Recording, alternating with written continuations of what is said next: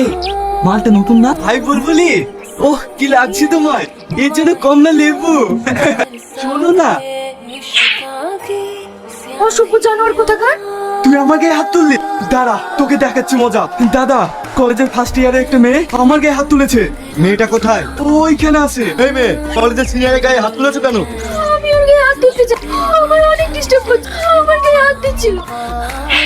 তারপরে যদি শুনে তুই কোনো মেয়ের দিকে তাকিয়েছি, তাহলে তোকে কলেজ থেকে বের করে দেবো এখান থেকে। সরি, কিছু মনে করো না, আমি কিছু না জেনেই তোমায় বলে। তুই না, একটু কথা আছে।